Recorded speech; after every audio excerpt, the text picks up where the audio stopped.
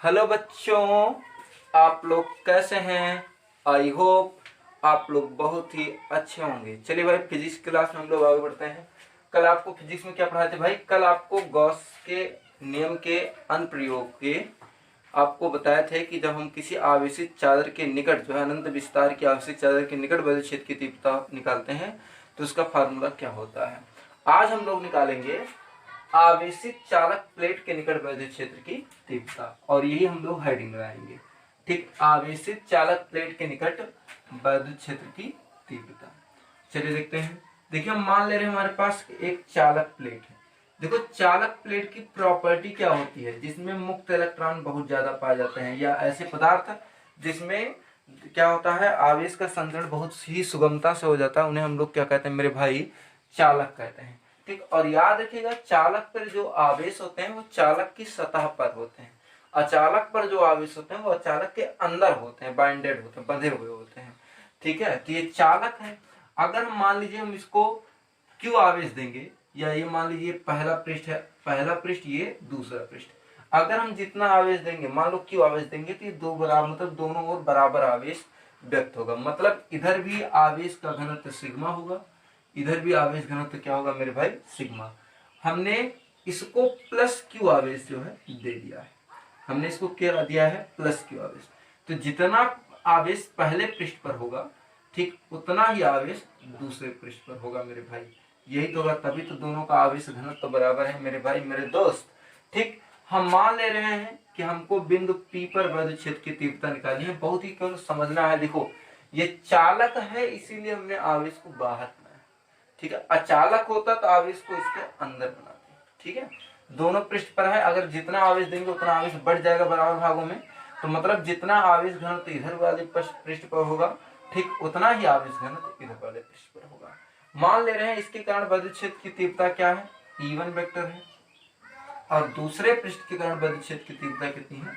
E2 vector है। हमें बिंदु P पर निकालना है। बिंदु P पर देखो, ये प्लस है, तो यहाँ पर वैद्युत क्षेत्र की तीव्रता किसकी ओर होगी? बाहर की ओर होगी, क्योंकि आपको एक नहीं हजार बार बता चुके हैं, जब प्लस आवेश होता है तो वैद्युत क्षेत्र की तीव्रता किसकी ओर होती है मेरे भाई? बाहर की ओर होती है।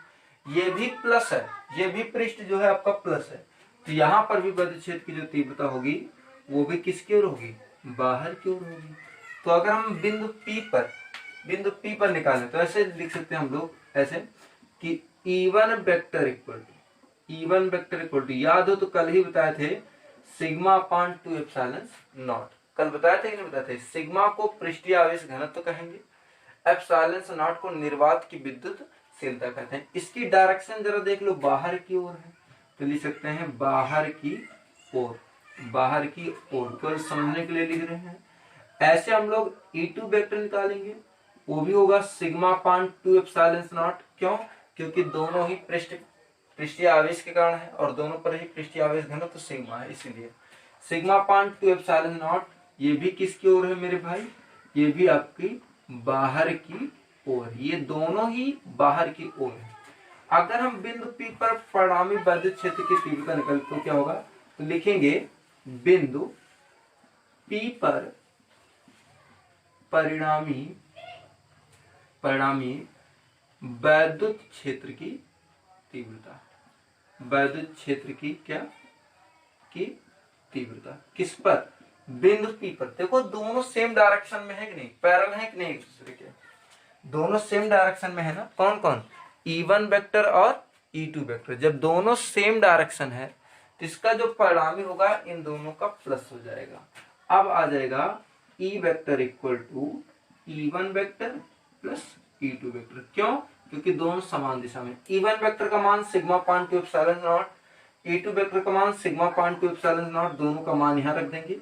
E वेक्टर इक्वल टू आ जाएगा sigma upon 2 epsilon not plus E2 vector का मान सिग्मा अपान 2 एप्सिलॉन नॉट, दोनों का हर बराबर है, अंश को जोड़ लेंगे तो E वेक्टर इक्वल टू आ जाएगा 2 सिग्मा अपान 2 एप्सिलॉन नॉट, 2 से 2 कैंसिल, तो E वेक्टर इक्वल टू आ जाएगा सिग्मा अपान एप्सिलॉन नॉट आ जाएगा, सिग्मा अपान एप्सिलॉन नॉट।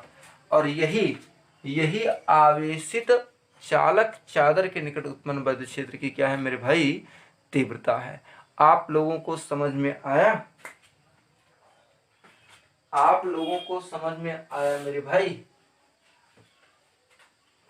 बताइए, आप लोगों को समझ में आया? ठीक बेटा, अगर समझ में आया है तो हम इसके आगे चल रहे हैं। ठीक है, चलिए दूसरा देखते हैं हम लोग।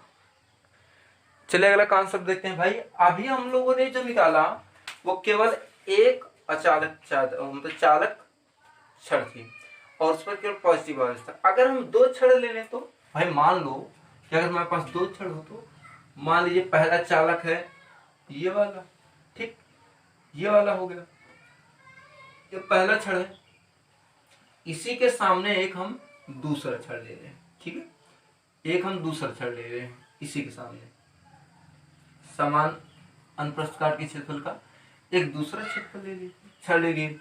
ये पहला पृष्ठ हो गया और ये कौन सा पृष्ठ हो गया? दूसरा पृष्ठ हो गया।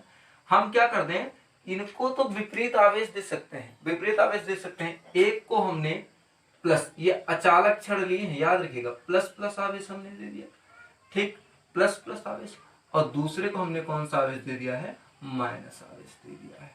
ठीक, दूसरे को हमने कौन सा आवेश दे दिया भाई? माइनस आवेश। एक को हमने प्लस तो दूसरे को माइनस। देखो इस पर जितना पृष्ठीय आवेश घनत्व है, ठीक, उस इस वाले आवेश पर भी, मतलब इस वाले दूसरे वाले छड़ पर भी उतना ही पृष्ठीय आवेश घनत्व है। मतलब दोनों पर आवेशों की मात्राएं समान है, समान तो है, परिमाण समान है, लेकिन उनके मतलब मान जो है विपरीत है। एक प्लस में है, दूसरा क्या है? माइनस में। हम मान ले रहे हैं कि पहले छड़ के कारण उत्पन्न विद्युत क्षेत्र की तीव्रता E1, दूसरे छड़ के कारण उत्पन्न विद्युत क्षेत्र की तीव्रता E2, और हम दो बिंदु ले लेते हैं, एक बिंदु यहाँ Q और एक बिंदु यहाँ ले रहे हैं हम लोग P, और दोनों ही बिंदुओं पर हमें परिणामी विद्युत क्षेत्र की तीव्रता क्या करनी है मेरे भाई? मेरे भाई परिणामी विद्युत क्षेत्र की तीव्रता क्या करनी है? आपको ज्ञात करनी है, मतलब P पर भी और Q पर। चलो हम बात करते हैं E1 वेक्टर और E2 वेक्टर के मान की।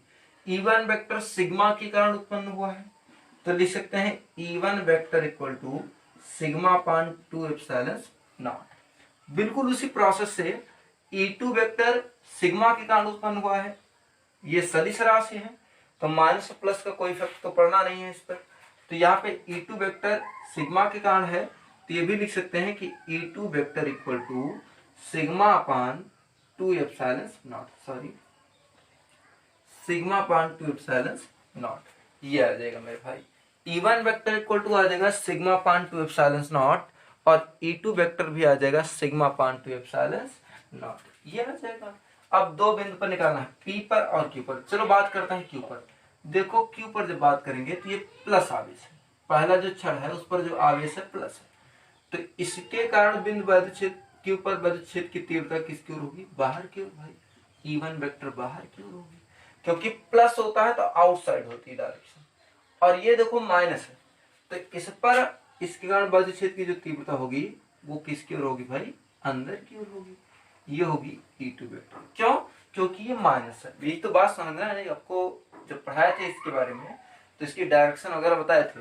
जब ये प्लस है तो इस बिंदु Q पर विद्युत क्षेत्र की तीव्रता बाहर की ओर हो गई, और ये माइनस है तो इस पर विद्युत क्षेत्र की तीव्रता किसकी ओर होगी? अंदर की ओर होगी। अब बात कर लेते हैं P पर।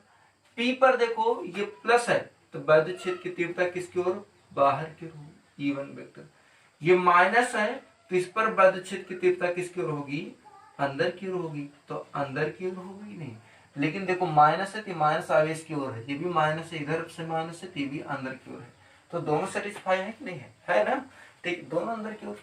अब देखो हमें Q पर एक बार परिणामी निकाल लेंगे और एक बार P पर, तो लिखेंगे बिंदु Q पर परिणामी तीव्रता।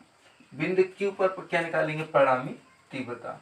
आप कैसे निकालोगे भाई? E वेक्टर इक्वल टू, जब सेम डायरेक्शन होता है तो क्या होता है? जुड़ता है, और जब अपोजिट डायरेक्शन होता है तो क्या होता है? इनका मान घटता है। तो E वेक्टर इक्वल टू आ जाएगा E1 vector minus E2 vector. E1 vector का मान sigma upon 2 epsilon not, E2 vector का मान भी है सिग्मा अपान 2 एप्सिलॉन नॉट, दोनों का मान रख लेंगे। अब हो जाएगा E vector equal to sigma upon 2 epsilon naught minus sigma upon 2 epsilon naught, ये दोनों इक्वल है, कैंसिल हो गया। E वेक्टर का मान क्या हो गया? 0। इसका मतलब हो गया कि बिंदु क्यू पर, मतलब प्लेटों के बाहर जो है कोई वैद्युत क्षेत्र की तीव्रता उत्पन्न नहीं होगी। मतलब प्लेटों के जो बाहर है वो कोई भी वैद्युत क्षेत्र की तीव्रता उत्पन्न नहीं होगी। अब चलिए बात कर लेते हैं क्यू पर। तो ऐसे निकालेंगे बिंदु पी पर परिणामी तीव्रता। बिंदु पी पर क्या? परिणामी तीव्रता। वो कैसे? बिंदु पी पर देखो, पहला तो E1 है, दूसरा E2 है, दोनों ही समान दिशा में। यही समान और विपरीत दिशा का ही तो खेल है मेरे भाई। यहाँ विपरीत था तो घटा लिए, और इसमें समान है तो हम क्या करेंगे? जोड़ लेंगे। तो यहाँ पर बिंदु पी पर परिणामी तीव्रता निकालेंगे तो E वेक्टर इक्वल टू आपका हो जाएगा E1 vector plus E2 vector. जोड़ लेंगे भाई। E1 वेक्टर का मान sigma upon 2 epsilon not, E2 vector का मान सिग्मा पान 2 एप्सिलॉन नॉट, दोनों का मान रख देंगे। यहाँ पे आ जाएगा E vector equal to sigma upon 2 epsilon not plus sigma upon 2 epsilon not. दोनों का हर बराबर है ना, दोनों का हर बराबर है तो हम अंश क्या करेंगे? जोड़ लेंगे। तो यहाँ पे आ जाएगा मेरे भाई E vector equal to 2 sigma upon 2 epsilon not, 2 से 2 कैंसिल, तो E वेक्टर इक्वल टू आपका आ जाएगा सिग्मा पान एप्सिलॉन नॉट आ जाएगा, जो फार्मूला अभी निकाले थे।